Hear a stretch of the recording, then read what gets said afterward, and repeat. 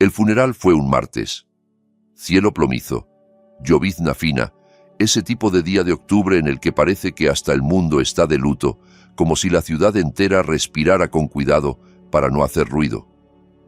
Me quedé en el borde del panteón, con el saco empapándose en los hombros, mirando cómo dos hombres a los que no conocía bajaban el ataúd a la tierra. El sacerdote leía de un libro que seguramente había leído 1000 veces, palabras automáticas, impersonales, tan pulidas de uso que ya no cortaban. No había flores, salvo las que la funeraria incluía en el paquete básico. No hubo música, ni elogios, ni una fila de personas dispuestas a contar anécdotas de una vida bien vivida. Solo estábamos yo, el sacerdote y el viejo que había vivido junto a mis padres durante 40 años. No lloré. No sabía si se suponía que debía hacerlo. No sabía si me había ganado el derecho o si ese derecho se conquistaba con sangre y apellidos, no con silencios compartidos por un agujero en una barda. Pero me quedé hasta el final, hasta que la última palada de tierra cubrió el ataúd, hasta que los trabajadores sacudieron el barro de sus botas y recogieron las herramientas. Me quedé hasta que el sacerdote me estrechó la mano y me ofreció condolencias huecas porque jamás había conocido al hombre que estaba enterrando. Me quedé incluso cuando el viento me heló las orejas y sentí que me temblaban los dedos. Entonces apareció el abogado, joven, quizá de unos 30, con un traje demasiado grande y un maletín de cuero que parecía más viejo que él. Cruzó el pasto mojado hacia mí y sus zapatos chapotearon a cada paso. Traía esa rigidez de quien carga un secreto ajeno, de quien ya escuchó demasiadas veces, «Esto no se puede deshacer». Se detuvo frente a la tumba recién cerrada, miró la tierra como si le diera miedo pisarla y luego levantó la vista. «Señor Rivas, Tomás Rivas», dijo. «Sí. Me llamo Ignacio Paredes. Fui el abogado del señor Santillán». Señaló la tierra húmeda. «Esperaba encontrarlo aquí». «¿Cómo supo que vendría?» Sonrió con tristeza, como si esa pregunta le apretara un botón doloroso. «Él me dijo que vendría. Dijo que usted era el único que lo haría. Debo explicar algo. Me llamo Tomás Rivas y soy profesor de historia en una preparatoria de Guadalajara, Jalisco. Tengo 40 años. Me divorcié hace 3 y no tengo hijos. Paso los días hablándoles a adolescentes sobre la revolución, el crack del 29, las dictaduras, las transiciones y todos esos hechos que terminan moldeando un país. Intento que entiendan que la historia no son solo fechas y nombres en un libro. Es gente. Gente común tomando decisiones cuyas ondas se expanden en el tiempo y alcanzan generaciones que nunca conocerán. Jamás imaginé que un día estaría en un panteón, con un sobre de un hombre muerto en las manos, a punto de descubrir que mi propia historia estaba construida sobre una mentira. Ignacio abrió el maletín con cuidado, como quien no quiere que el aire toque algo frágil. Sacó un sobre manila, sellado, con mi nombre escrito en una letra que me golpeó el pecho antes de entender por qué. La reconocí al instante. Era la misma letra de los regalos de cumpleaños que aparecían del otro lado de la barda, la misma de las notas escondidas en historietas, la misma que yo había visto en cuadernos etiquetados con paciencia. «Me pidió que se lo entregara solo a usted», dijo Ignacio. «Me advirtió que, si usted no venía al funeral, yo debía buscarlo, que lo haría, aunque me tomara semanas». Tragó saliva. «También me pidió que le dijera algo, que no se culpe por nada, que usted hizo lo que pudo». El viejo se llamaba Leandro Santillán. Se mudó a la casa de al lado en 1984, el año en que yo nací. Desde que tengo memoria, ahí estaba, fijo en el vecindario, presencia constante. Su casa era pequeña, de una planta con buhardilla, blanca y siempre impecable, incluso cuando envejecer le fue haciendo cada movimiento más difícil. El césped siempre recortado, las canaletas limpias, el coche.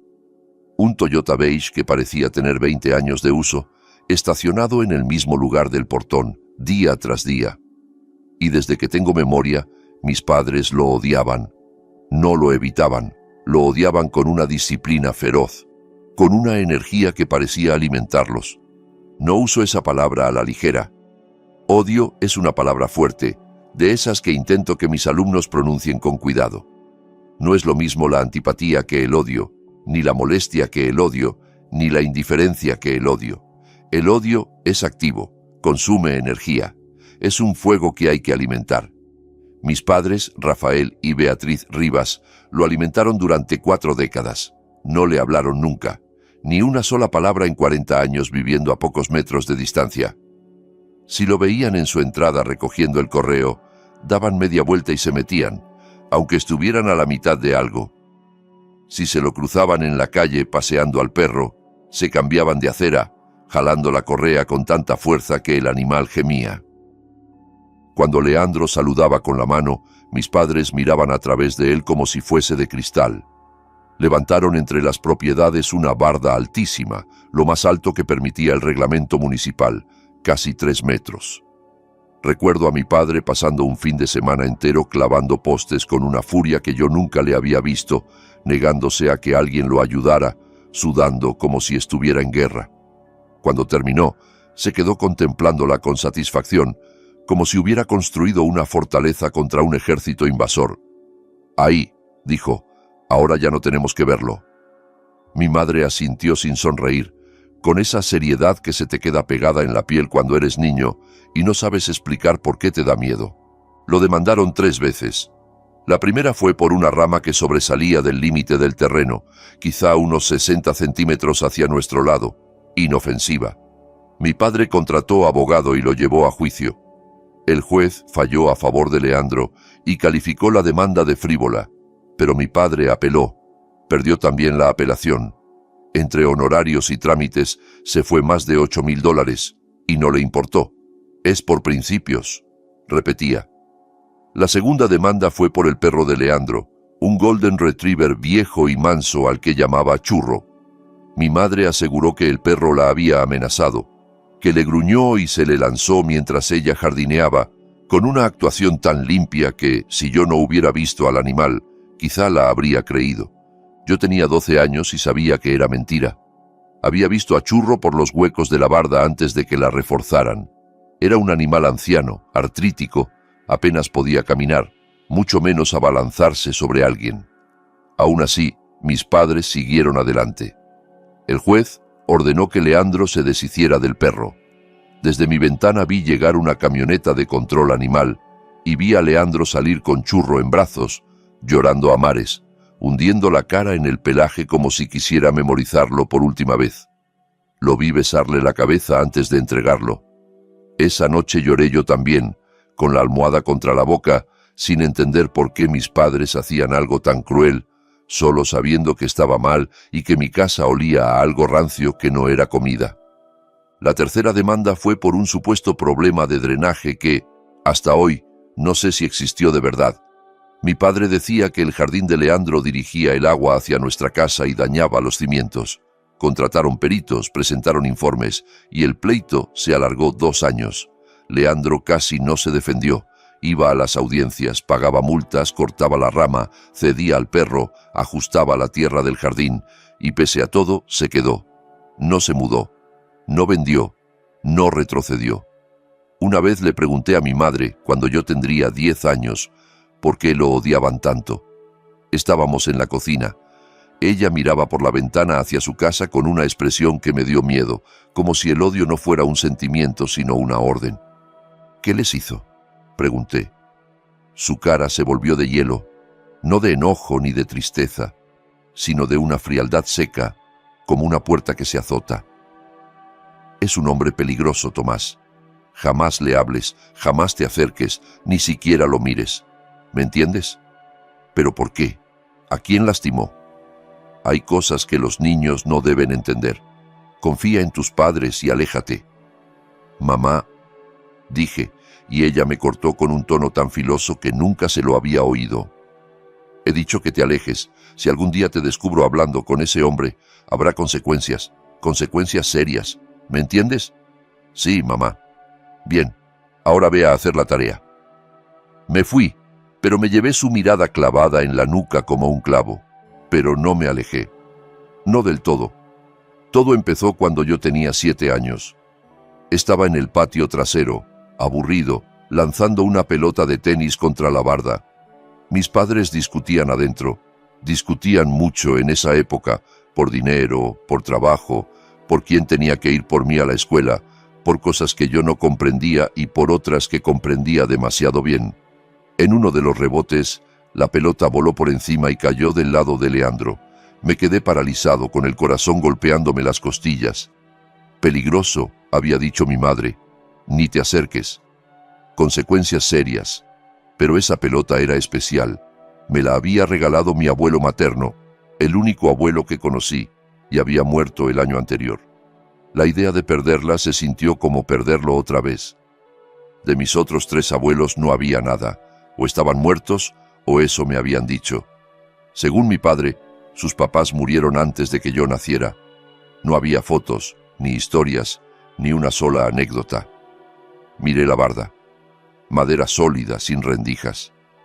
Sin embargo, cerca del suelo había un agujero pequeño, como de 15 centímetros, un nudo de la madera que con los años se había caído, o quizá algún animal había escarbado ahí. Era lo bastante grande para mirar y para estirar la mano. Me arrodillé en el pasto sin importarme mancharme el pantalón y miré. Del otro lado, Leandro estaba sentado en una silla de jardín leyendo, como si el mundo no tuviera prisa. Se veía viejo, quizás 70, con el cabello blanco desordenado y un rostro curtido por el sol. Vestía un suéter grueso y pantuflas, como el abuelo de un cuento. A su lado, sobre una mesita, había una taza de té humeante en pleno verano. No parecía peligroso, parecía solo. Parecía, sin exagerar, la persona más triste que yo hubiera visto. Debió sentir mi mirada porque levantó la vista. Nuestros ojos se encontraron a través del agujero. Yo esperaba que gritara, que llamara a mis padres, que hiciera algo amenazante. Me preparé para la prueba de que mi mamá tenía razón. En cambio, sonrió con una suavidad que me desconcertó. «Perdiste algo», dijo con una voz ronca, de alguien que llevaba mucho tiempo sin hablar con nadie. «Mi pelota se fue para allá. Lo siento. No te disculpes. Estas cosas pasan». Se levantó despacio, con las articulaciones quejándose, recogió la pelota junto a un macizo de flores y la llevó a la barda. Se arrodilló con un gruñido de esfuerzo, y ya de cerca vi mejor su cara. Ojos amables, arrugas profundas, una expresión que parecía conocer la tristeza. «Toma, hijo». Rodó la pelota de vuelta por el agujero. «Gracias». «De nada. Debí haberme ido. Debí tomar la pelota y correr adentro, como mi madre ordenaba. Pero algo me sostuvo allí, una intuición terca que me decía que ese hombre no era lo que mis padres aseguraban. «Tú eres Tomás, ¿verdad?», el niño de al lado. «Sí, señor. Yo soy Leandro. Qué gusto por fin conocerte. Te he visto crecer desde aquí. Eras un bebé cuando me mudé. Mis papás dicen que no debo hablar con usted». Su cara titubeó un segundo. Dolor, quizá, o resignación, como quien ya escuchó esa frase demasiadas veces. «Lo sé, y deberías obedecerlos. Quieren lo mejor para ti. Entonces, ¿por qué me habla?». Guardó silencio, y cuando respondió, su voz tenía un peso que yo no entendí entonces y que hoy reconozco como duelo. «Porque mereces amabilidad, Tomás. Todo niño la merece, aunque sea una palabra a través de una barda». Dijo «mereces», como si fuera un derecho que alguien me había negado. En lugar de irme, le conté lo de la pelota y mi abuelo. Él asintió como si eso importara de verdad, como si no fuera una tontería de niño, sino una especie de juramento. «Entonces cuídala bien. Las cosas especiales son difíciles de encontrar». Antes de levantarse agregó: «Si algún día quieres platicar, siempre estoy aquí, del otro lado. Solo asómate por el agujero y saluda». Yo regresé corriendo a casa, con la pelota pegada al pecho y el corazón desbocado. No dije nada. A nadie. Me tragué el secreto con la misma urgencia con la que me tragaba el miedo. Pero al día siguiente volví. Y al otro. Aquel agujero se volvió nuestro refugio clandestino, la grieta por donde entraba aire en una casa que se me estaba volviendo demasiado cerrada. Ese verano, cada tarde, cuando mis padres estaban distraídos, discutiendo o demasiado metidos en sus propios asuntos, yo me escabullía hacia la barda. Me arrodillaba en el pasto y Leandro acercaba su silla del otro lado como si ya me estuviera esperando desde antes de que yo decidiera aparecer. Al principio eran cosas pequeñas, la escuela, mis amigos, los libros que leía. Él me preguntaba qué me gustaba y yo le decía que la historia, porque se parecía a investigar, juntar pistas del pasado para entender cómo llegamos al presente. Leandro sonreía con un orgullo casi doliente. «Tienes una mente curiosa», me decía. «Eso es un don. No lo pierdas». Luego me pedía que le contara qué había aprendido ese día y me escuchaba como si yo fuera importante. Con el tiempo empezó a contarme de su vida, los lugares que había visto cuando era joven, sitios que yo solo conocía por fotografías. Me habló de Machu Picchu, de la Alhambra, de las pirámides de Teotihuacán, de las cataratas del Iguazú, de calles antiguas en Cartagena. Lo describía con un detalle tan vivo que yo casi podía sentir el sol y el polvo, o el eco de pasos en una plaza. «¿Y por qué viajó tanto?», le pregunté una tarde. «Porque quería entender», respondió. «El mundo es enorme, Tomás, lleno de historias. Quise verlo todo». «¿Y todavía viaja?», negó con la cabeza. «Ya no. Ahora mi mundo es este patio, esta silla, esta barda». «Eso suena triste», me miró con esos ojos amables y cansados. «Lo es, pero es una elección que hice, y la haría otra vez». A veces metía la mano por el agujero para darme cosas, un caramelo, una historieta y una vez un pajarito de madera que él mismo talló. «Antes tallaba todo el tiempo», me dijo. «Mi padre me enseñó cuando yo tenía tu edad. Decía que era bueno para el alma, hacer algo con las manos. Es precioso», le dije, y él se encogió de hombros como si no fuera nada. «Guárdalo, para que te acuerdes de mí». Yo escondía esos regalos en una caja de zapatos bajo mi cama, muerto de miedo de que mis padres los encontraran. Los caramelos los comía rápido, saboreando cada uno como si fuera contrabando. Las historietas las leía con linterna después de la hora de dormir. El pajarito lo sostenía cada noche, pasando los dedos por la madera lisa, preguntándome quién era en realidad ese hombre y por qué mi casa lo odiaba con tanta fe. Los encuentros siguieron durante años, primaria, secundaria y los primeros de preparatoria. Yo robaba momentos para ver al peligroso del que me habían prohibido hablar. Leandro me vio crecer por ese agujero. Celebró cuando saqué mi primer sobresaliente en un examen de historia. «Sabía que podías», dijo. «Tienes talento para entender el pasado». Me consoló cuando no quedé en el equipo de básquetbol. «No todos nacen para el deporte», me aseguró, «pero tú tienes otros dones y duran más que cualquier partido». Me escuchó cuando me gustaban chicas, cuando amigos me traicionaban, cuando la adolescencia se me hacía un laberinto. «Crecer duele», me decía, «más de lo que la gente recuerda, pero tú lo estás haciendo bien». Y yo le creía, porque era el único que parecía verme. En muchos sentidos fue la única persona que de verdad me escuchó. Mis padres siempre estaban ocupados, distraídos, atrapados en sus problemas y rencores. Cumplían con lo material, comida, ropa, techo, una escuela decente. Pero en lo emocional eran fríos y ausentes. El afecto en mi casa tenía horarios y condiciones. Leandro llenó ese hueco. Me dio atención, validación, la sensación de que a alguien le importaba quién era yo y qué pensaba, qué soñaba. Hoy sé que yo estaba hambriento de afecto y él me alimentó conversación a conversación a través de un agujero en una barda, y aún así, lo que yo creía que era mi secreto más grande apenas era la superficie. Había momentos en que lo sorprendía mirándome con una intensidad rara, como si tratara de memorizar mi cara para llevársela a otro lugar. Cuando cumplí 16, saqué mi licencia de conducir. De pronto tenía libertad. Podía ir a lugares sin que mis padres lo supieran. Y el primer sitio al que fui fue a la vuelta de la manzana, al frente de la casa de Leandro, para tocar su puerta por primera vez. Subí los escalones con el corazón desbocado. Lo conocía desde hacía 9 años. Había hablado con él cientos de veces, pero nunca había pisado su propiedad, ni había visto el interior de su casa, ni lo había mirado sin madera de por medio. Abrió despacio y se le agrandaron los ojos. «Tomás, ¿qué haces aquí?» «Quería hablar con usted de frente, de verdad», contesté. Miró hacia mi casa, hacia la barda que nos separaba. «Tus padres no lo aprobarían». «No me importa, ya puedo decidir».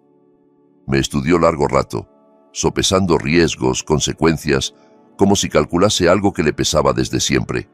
Entonces su expresión cambió, como si una decisión se cerrara por fin. «Pasa», dijo, rápido, y cerró la puerta detrás de mí como quien protege un incendio. Su casa era pequeña, pero cálida. Había libros en todas partes, apilados sobre mesas y sillas, desbordando estanterías que cubrían las paredes, novelas, historia, biografías, guías de viaje, más libros de los que yo había visto juntos fuera de una biblioteca. En las paredes colgaban fotos de paisajes y ciudades, los lugares que me había descrito. En una, un hombre joven estaba en la cima de una montaña, con los brazos abiertos y una sonrisa enorme. «¿Ese es usted?», pregunté. Leandro sostuvo la mirada un instante. «Hace mucho, antes de que todo cambiara». «¿Qué cambió?». No respondió. Señaló el sofá. «Siéntate». «Haré té». La sala era acogedora de un modo que la casa de mis padres nunca fue. Una chimenea, un sillón gastado frente al fuego, una manta tejida a mano sobre el sofá. En el alféizar dormía un gato que yo no conocía. No sabía que tenía gato. Se llama Sombra. Llegó hace unos años y ya no se fue. A veces, la mejor familia es la que te elige. Volvió con 2 tazas de té negro con miel y se sentó en el sillón frente a mí. Por un momento solo nos miramos, como 2 personas que por fin se veían completas. «Es extraño», murmuró, «verte aquí. He imaginado este momento tantas veces». Yo también. Bebí el té y me armé de valor. «Don Leandro, ¿puedo preguntarle algo?». «Lo que quieras». «¿Por qué mis papás lo odian tanto? ¿Qué les hizo?». La pregunta quedó suspendida entre nosotros como una cuerda tensa. Leandro dejó la taza con cuidado como si pesara. «Es una pregunta complicada, con una respuesta complicada, y no sé si este es el momento. Por favor, llevo toda la vida preguntándomelo. Necesito saber». Tardó en hablar, y cuando lo hizo, su voz parecía hecha de años de arrepentimiento. «Hay secretos que no me pertenecen, Tomás. Hay verdades que solo traerían dolor. Pero esto sí puedo decirte, jamás les he hecho daño. Todo lo que he hecho, lo he hecho porque te amo». «¿Amarme? Usted apenas me conoce». «Te conozco más de lo que crees», dijo, y en sus ojos se mezclaron orgullo y pena. «Te he visto luchar, fracasar, levantarte». «¿Por qué?». «Soy solo el chico de al lado», insistí. Abrió la boca, luego la cerró, como si peleara consigo mismo. «Algún día», dijo al fin, «algún día te lo contaré todo, pero hoy no, hoy, solo. Disfrutemos esto, tú aquí, en mi casa». Hablamos 3 horas ese día. Le conté sobre la frialdad de mi hogar, sobre sentirme extraño en mi propia familia, como si estuviera viviendo en una casa prestada. Él escuchó sin juzgar y cuando terminé me dijo algo que me acompañó años. «La familia es complicada, Tomás. A veces quienes deberían amarnos más son quienes más nos lastiman. Pero eso no significa que seas imposible de amar. Significa que ellos están rotos en formas que tú no puedes reparar». «¿Usted está roto?», pregunté. Sus ojos se fueron lejos. «En cierta forma sí, todos lo estamos. Pero algunas roturas sanan y otras no». «¿Qué lo rompió?», sonrió con tristeza. «Lo mismo que termina rompiendo a todos: la pérdida, el arrepentimiento, el peso de decisiones tomadas hace mucho. Después de eso lo visité seguido, 2 veces por semana, a veces más. Mis padres nunca se enteraron. No preguntaban dónde estaban ni parecían notar mis ausencias. Estaban demasiado ocupados con sus vidas, con sus problemas, con un matrimonio que se desmoronaba lento y ruidoso. A veces, sin embargo, mi padre me observaba con una atención rara, como si oliera algo en el aire, y yo aprendí a mentir con calma, a decir tarea, biblioteca, casa de un amigo, sin parpadear. Cuando me fui a la universidad a los 18, Leandro fue el único que lloró. Me abrazó en su porche, el primer abrazo en años de conocernos. Se sintió frágil en mis brazos, más pequeño de lo que yo imaginaba, huesos finos bajo el suéter. «Estoy tan orgulloso de ti», susurró. «Pase lo que pase, acuérdate de que volverás». «Volveré», le prometí. «Lo sé, y yo estaré aquí, siempre aquí, Tomás, a un lado, esperando». Y volví. En cada vacación, cada verano, siempre hice tiempo para él, aunque mi vida se llenara de cosas. El posgrado, mi título para dar clases, el cansancio de crecer y descubrir que el mundo también tiene bardas invisibles.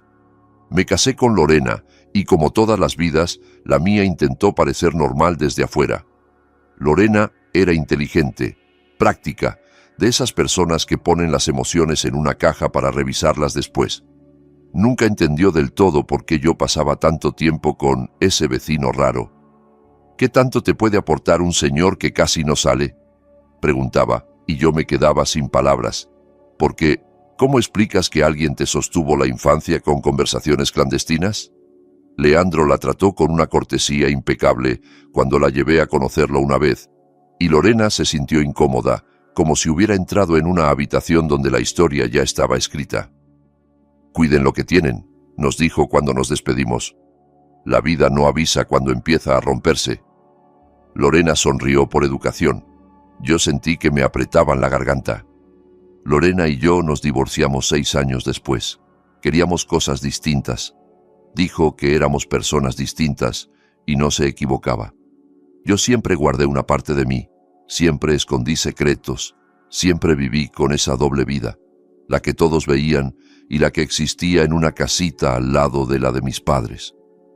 Cuando le conté a Leandro lo del divorcio, escuchó en silencio, y su silencio no fue juicio, sino compañía. «Lo siento, Tomás. El matrimonio es difícil, y más cuando hay cosas que no puedes compartir». «¿Qué quiere decir?» «Nada», dijo. «Solo la observación de un viejo». Pero con los años algo se había ido moviendo entre nosotros, nuestras conversaciones se acortaron. Leandro se veía cansado, distraído, y a veces me miraba como si quisiera decir algo enorme y no encontrara cómo. «¿Está bien?», le pregunté una vez. La edad alcanzándome, sonrió, pero no le llegó a los ojos. «No te preocupes, yo me preocupé igual. En mis 30 empezó a deteriorarse. Se le escapaban los nombres, repetía historias, se perdía a mitad de una frase como si el camino se le borrara de pronto. Caminaba peor, ya ni al súper iba, pedía a domicilio y aceptaba la ayuda que yo podía darle. Le ofrecí buscarle un lugar con cuidados. «No», dijo con una firmeza que me sorprendió. «Me quedo aquí, tengo que quedarme». «¿Por qué? Esta casa es demasiado para usted». «Porque aquí estás tú, Tomás», respondió con los ojos tristes y agotados. «Aquí puedo verte». En ese momento no entendí lo que decía. No entonces. Lo tomé como una ternura torpe, no como una confesión disfrazada. La última vez que lo vi con vida fue 2 semanas antes del funeral. Estaba en el hospital, su cuerpo rindiéndose después de 90 años. La habitación olía a desinfectante y a algo más, algo que siempre me ha parecido el olor de los finales. Me senté a su lado y le sostuve la mano, viendo subir y bajar su pecho como un esfuerzo. Tenía la piel delgada, como papel, y aún así apretó mis dedos con una fuerza sorprendente. «Debí decírtelo», susurró, apenas audible entre el pitido de las máquinas. «Debí decírtelo hace años». ¿Decirme qué? ¿Qué debió decirme? Me incliné, desesperado, como si acercarme pudiera rescatar las palabras. pero cerró los ojos y se durmió. Y nunca obtuve respuesta mientras estuvo vivo. Hasta el funeral, hasta el abogado, hasta el sobre.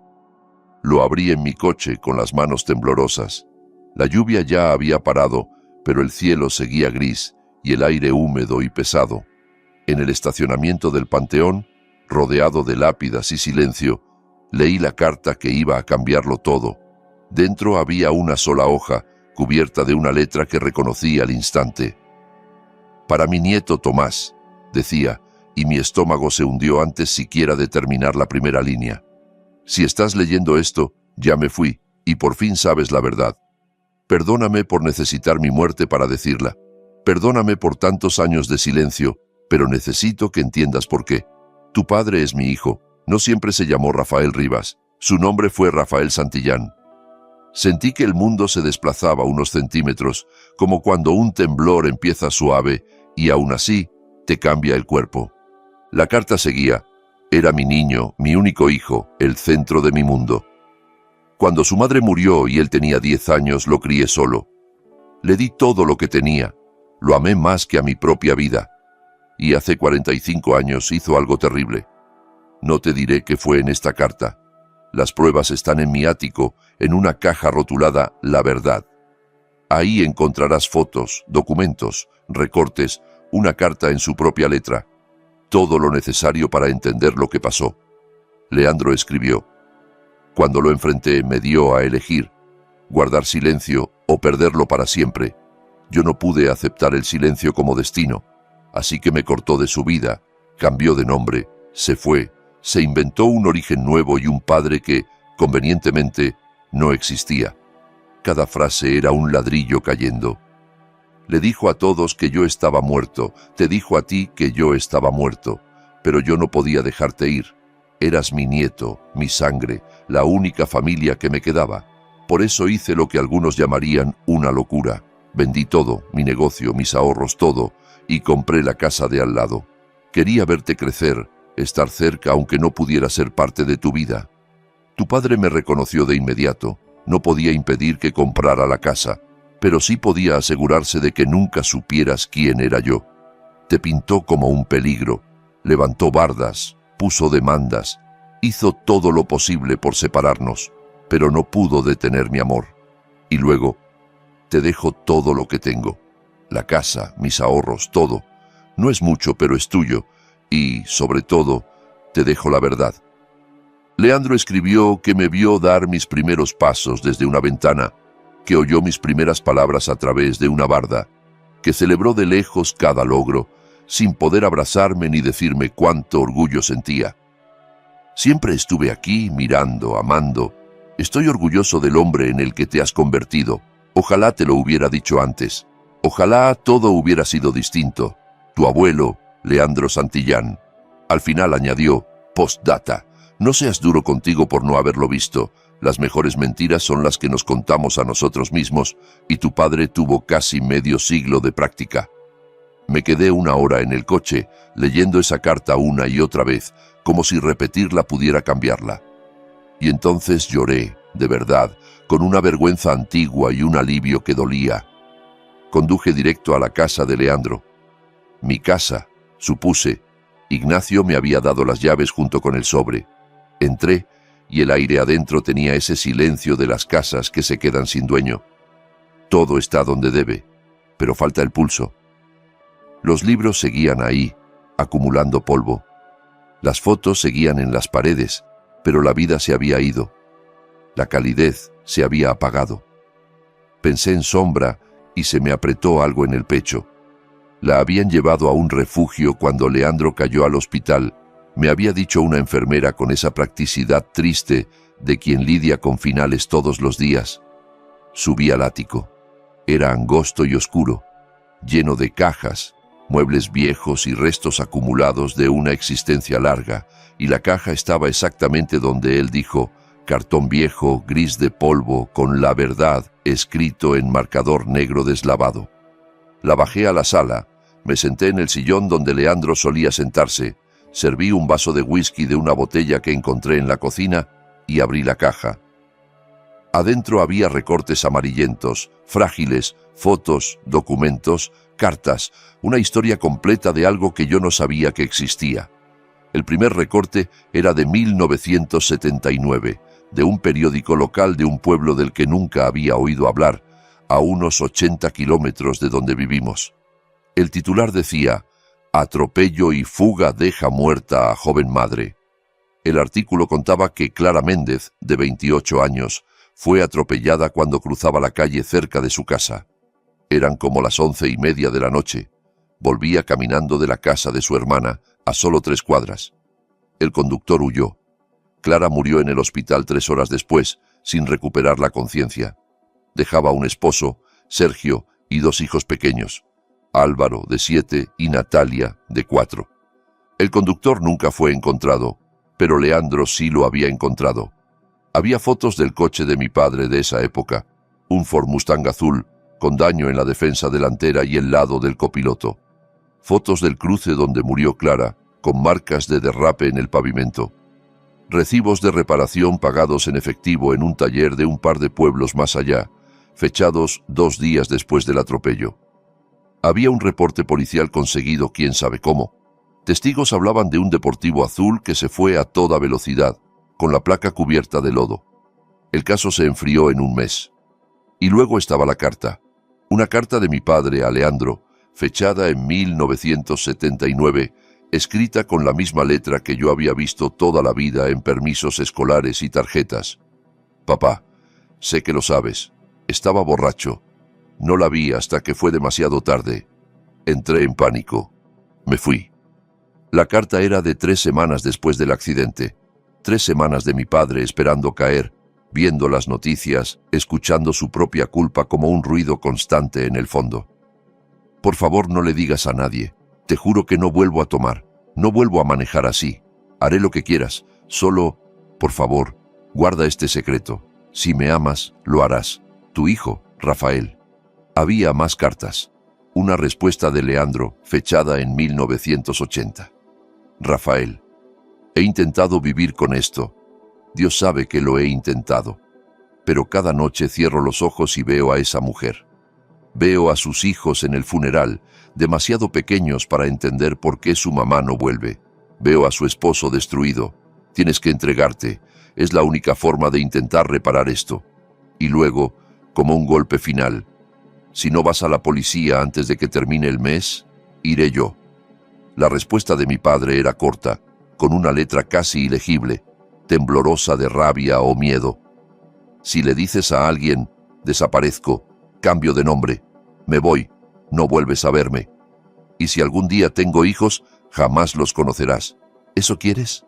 ¿Perder a tu único hijo? ¿Nunca conocer a tus nietos? Esta elección es tuya, no mía, tuya». No era una amenaza vacía, era una promesa, y Leandro, según todo indicaba, eligió hacer lo correcto, pero llegó tarde. Había notas suyas, fechas, intentos de mover el caso, pero mi padre se adelantó, se esfumó, cambió Santillán por Rivas, se mudó, se casó con mi madre, que tal vez nunca supo o eligió no saber, y levantó una vida nueva sobre el silencio. Leandro, en cambio, tomó otra decisión. Encontró dónde estaba su hijo, compró la casa de al lado, y esperó 40 años. Esperó detrás de una barda, robando momentos por un agujero en la madera, amándome del único modo que le dejaron. Me quedé toda la noche leyendo. Para la mañana tenía el cuadro completo. Clara Méndez murió el 15 de marzo de 1979. 2 niños crecieron sin madre. Sergio, el esposo, trató de sostenerse 5 años antes de que el duelo y el alcohol lo devoraran. Murió en 1984, el mismo año en que yo nací y el mismo año en que Leandro se mudó junto a nosotros. Una familia destruida por la cobardía de un hombre. Una familia a la que le robaron la justicia. Y mi vida, la mía, estaba amarrada a ese crimen como un hilo invisible que de pronto se hizo cuerda. Tenía una decisión que tomar. La confrontación llegó 3 días después. 3 noches sin dormir. 3 días de mirarme al espejo buscando rasgos de mi padre, tratando de ver al hombre que atropelló a una mujer y huyó. Llamé a mi madre y le dije que iría a cenar. Sonó sorprendida y contenta, como si mi presencia pudiera tapar una grieta. ¡Qué alegría, Tomás! Tu papá ha preguntado por ti. Yo pensé, claro que sí. Apostaría a que preguntó desde que murió Leandro, desde que supo que la sombra que lo había vigilado 40 años por fin se apagaba. Llegué a las 7. La misma casa donde crecí, el césped perfecto, la bandera nacional junto a la puerta. Pero todo se veía distinto, como un escenario, una fachada pulcra construida sobre una mentira. Mi padre estaba en su estudio, leyendo. Tenía 72 años, jubilado de la aseguradora donde trabajó 3 décadas. Cabello blanco, rostro surcado por la edad. Parecía cualquier abuelo, salvo que no lo era.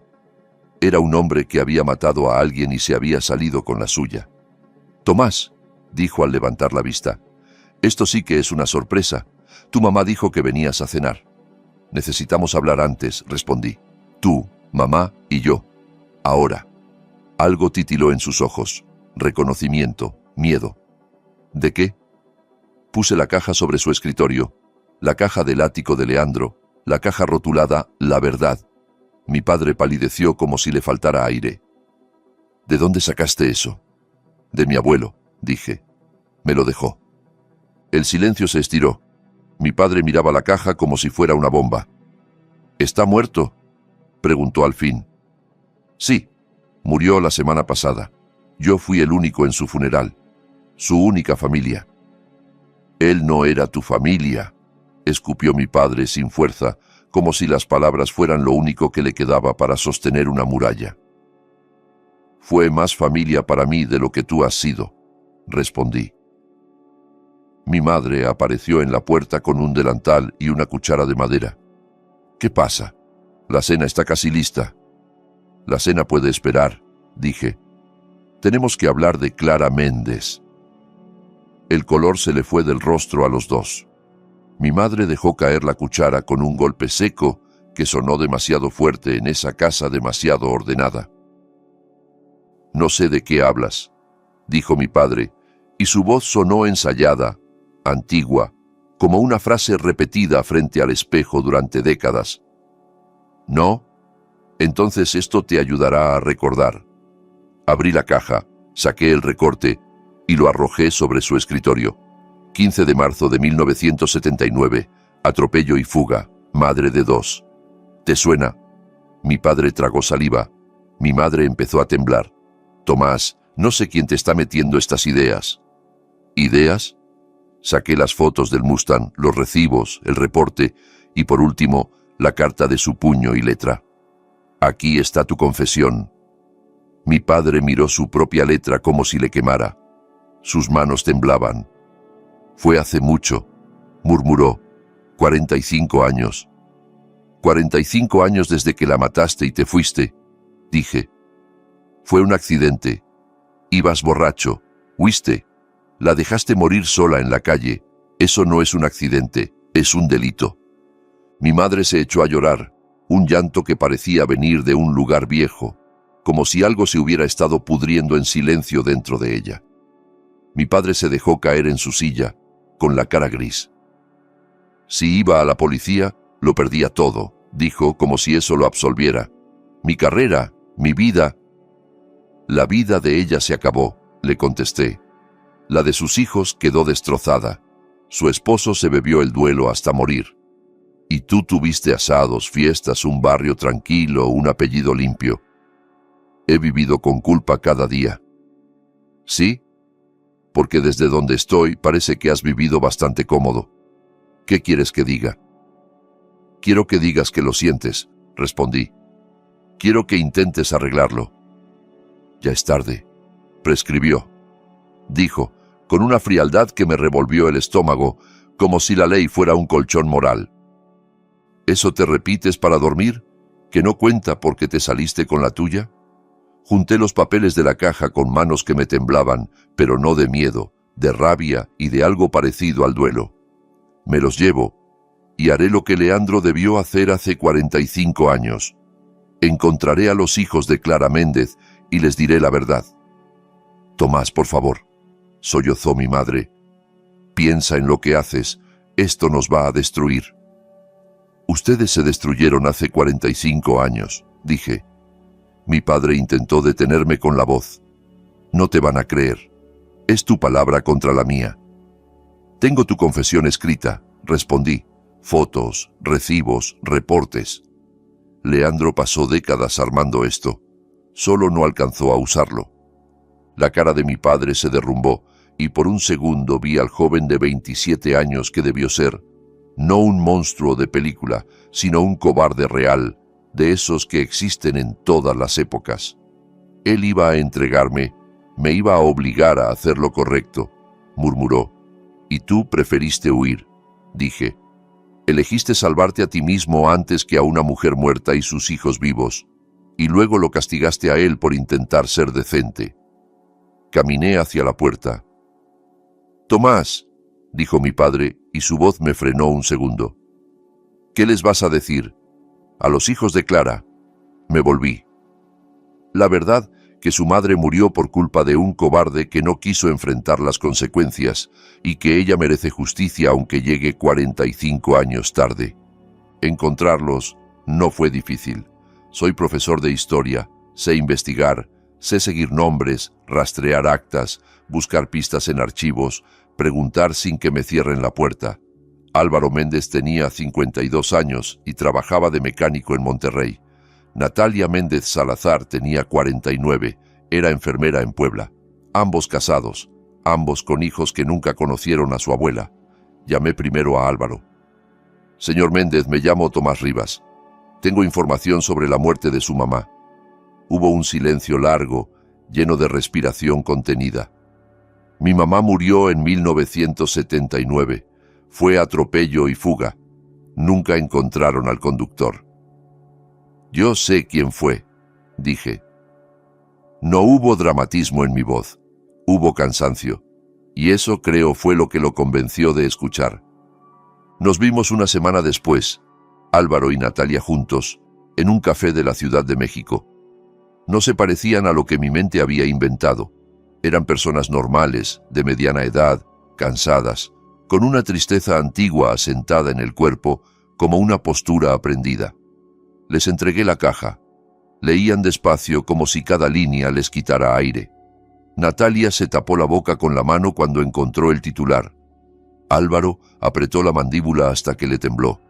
Leyeron las fotos del Mustang, los recibos, el reporte, la confesión.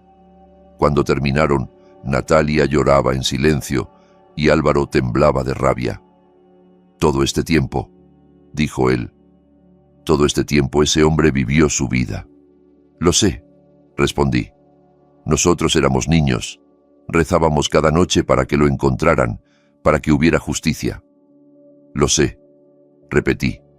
Y lo siento. Álvaro me clavó la mirada. ¿Por qué haces esto? Es tu padre. Pensé en Leandro, en el agujero, en 40 años de momentos robados y bondad clandestina. Pensé en Churro en brazos de un viejo llorando, en mi padre clavando postes como si clavara culpas. Porque mi abuelo pasó su vida intentando hacer lo correcto, dije, y porque ustedes merecían saber. Natalia levantó la vista, roja de llanto. ¿Y tú qué mereces?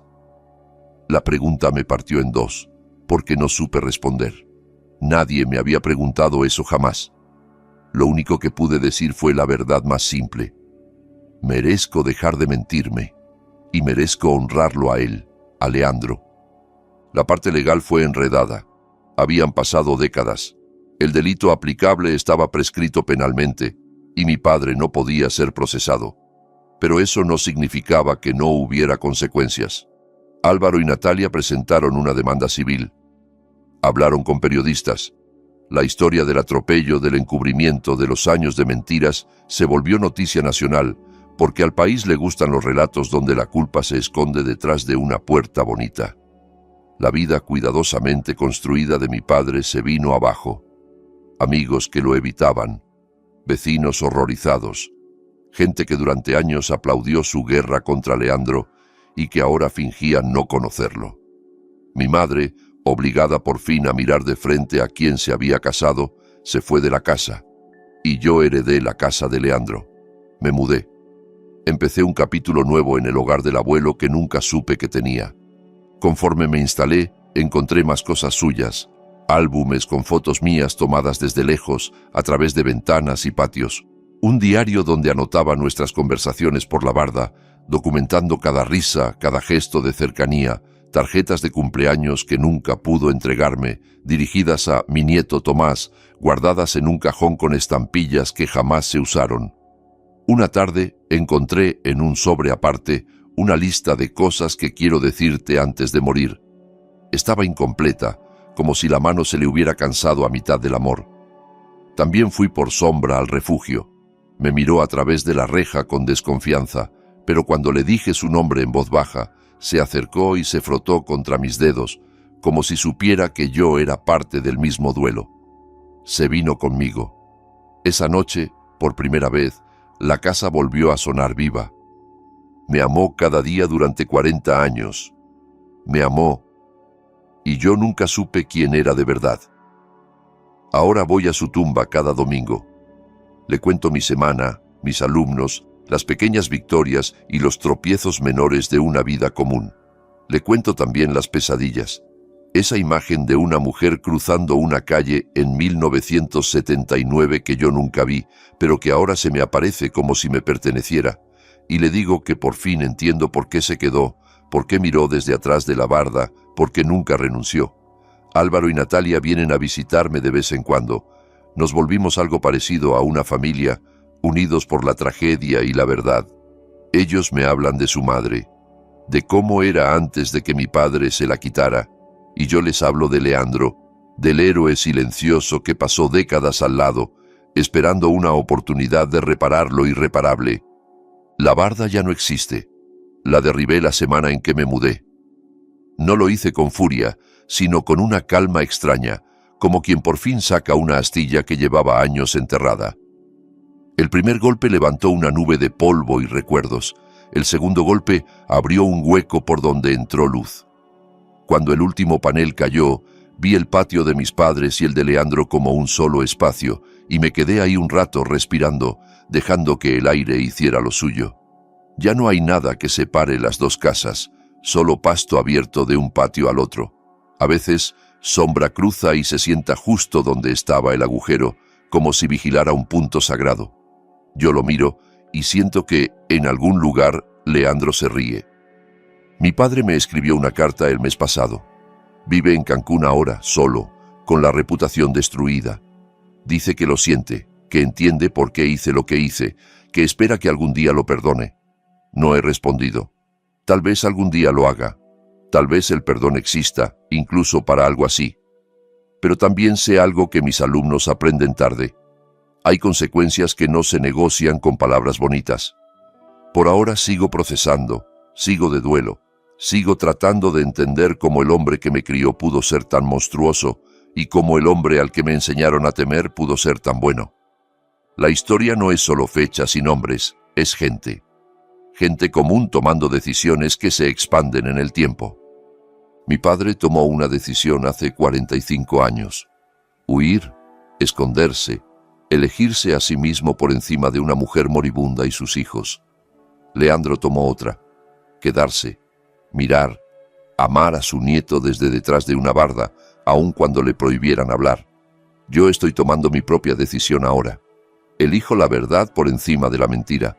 Elijo la justicia por encima del silencio. Elijo ser el hombre que Leandro creyó que yo podía ser. La barda ya no está. Los secretos salieron a la luz. La verdad, por fin, es libre. Y en algún lugar quiero pensar que Leandro está sonriendo. Gracias por acompañarme en este camino. Antes de irte, te dejé 2 historias más en tu pantalla, ambas de hombres que descubrieron que la familia no siempre es la que te toca al nacer, sino la que se queda contigo cuando la verdad se revela. Elige la que te llame. Y si quieres unirte a esta comunidad de quienes saben lo que es sentirse afuera mirando hacia adentro, esa campanita es tu invitación. Hasta mañana. Recuerda que tu historia importa, aunque hayan intentado borrarla.